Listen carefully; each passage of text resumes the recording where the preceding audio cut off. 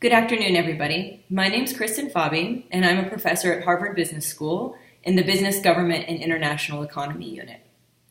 It's with great pleasure that I'm able to address you today, albeit from afar, at the 6th Annual Thessaloniki International Symposium for World Affairs. My only regret is that I'm not there in person to deliver these remarks. The symposium organizers have kindly asked me to comment on the domestic and regional predicament of Turkey, something that I've been studying at least for the last, say, 10 years in my professional life as an academic. And specifically, the symposium organizers have requested that I speak directly to the question of why has Turkey been in the news so much recently, and what's wrong with Turkey? For those of you who have been following the news, it will come as no surprise that people are concerned about Turkey's democratic decline, about an increasing surge of authoritarianism, a concentration of executive power in the hands of one man, Erdogan, and the decline of Turkey's liberal democracy and fundamental human rights and freedoms. Now, much of this press has come in the wake of the summer of 2016 failed coup, which threatened to unseat Erdogan and the AKP.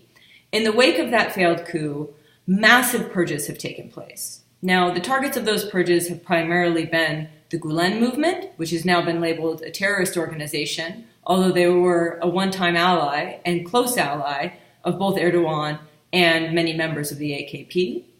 But also caught up in these purges are many people who don't have anything to do with the Gulen movement and never did. These are traditional secularists or Republican elites affiliated with the CHP, the People's Republican Party. These are leftists, and these are also Kurdish activists and people affiliated with the HDP, the People's Democratic Party. So how did everything go so wrong? I think that it's a fallacy to think that Turkish democracy collapsed overnight. Whether it's in the wake of the 2016 failed coup, or even in the wake of the 2013 Gezi protests, which rocked Istanbul, and many trace Turkey's democratic decline to that point in 2013. But for those of us who were watching the country closely, I think Turkey's problems with democracy run deep.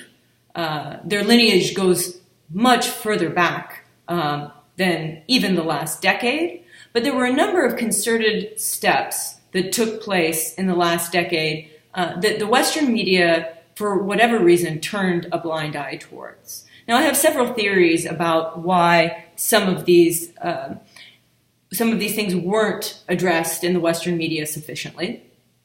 But the point is that democracies don't collapse, they're dismantled, piece by piece. And the Western media, they missed, in many respects, the dismantling of many of Turkey's democratic or semi-democratic institutions because they were preoccupied with, 1, regional events, 2, Islamism, Islamists, and political Islam, and 3, and most recently, I would say the refugee crisis. Now, how was Turkey's democracy dismantled? Many of the first moves, I think, came as early as 2007 with constitutional amendments to institute a presidential system. Then in 2010 came a number of show trials, not as well publicized as the show trials that we're seeing in Turkey today. There was also a constitutional referendum in 2010, which brought a greater concentration of executive power. But many of these things didn't seem to be on people's radar. And part of the reason is that the wider regional order in the Middle East was also collapsing right around the same time. 2011 brought the Arab Spring, and Turkey was heralded as a model country that could serve as a blueprint for helping places like Tunisia, Egypt, and others make the rocky transformation from autocracy to a moderate Islamic liberal democracy. Also, people were preoccupied with what was happening in Iraq, the inability of the Iraqi state to cohere together despite many, many years of U.S. influence, and also the unraveling in the wake of the Arab Spring of Syria and the Syrian civil war. Now, these regional events basically made Turkey all the more integral of a regional partner, both for NATO and for the United States. And I think, therefore, many turned a blind eye to what we as Turkey observers noticed was as a very problematic trend in the dismantling of democratic institutions that went much further back than 2013. So some of you may ask, given recent trends, why is Erdogan still so popular? He did manage to win the referendum, albeit some people contest the freeness and fairness of that referendum, especially with respect to the press, because freedom of the press is long since gone in Turkey. But he does maintain a relatively large popular following, and I can attest to that fact from my travels in the country both this summer and over the last 10 years.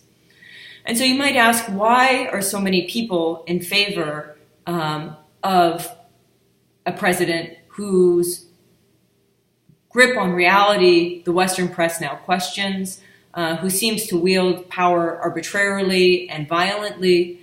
I think a lot of this has to do with a fundamental dimension of Turkish politics, and this is the dimension of class divisions and state capture and what I like to call status reversals. And so for many years, Turkey was controlled, also autocratically, largely autocratically, by a set of elites with different lifestyles, different customs, more Western-oriented. The AKP has successfully displaced that elite, and they are bent on punishing that elite for punishing them. So what you see is a vicious cycle, I think, of resentment that has built up in Turkish domestic politics, and that doesn't look like it's going to abate anytime soon. So what really concerns me about Turkey going forward is the issue of social cohesion. How is Turkey managing to hold together as a country, given these domestic problems, given the slide to authoritarianism, whenever it may have occurred, given the difficult regional dynamics? There are two issues that are currently on people's minds, and I think Turkey is walking, and the AKP leadership is walking a very fine tightrope. Turkey is now home to over 3 million Syrian refugees. And although many people believe that those refugees want to go to Europe, I surveyed a couple thousand of them in 2016, summer of 2016, fall of 2016, and many of those refugees want to first and foremost return to Syria, but if they cannot do that, they want to stay in Turkey.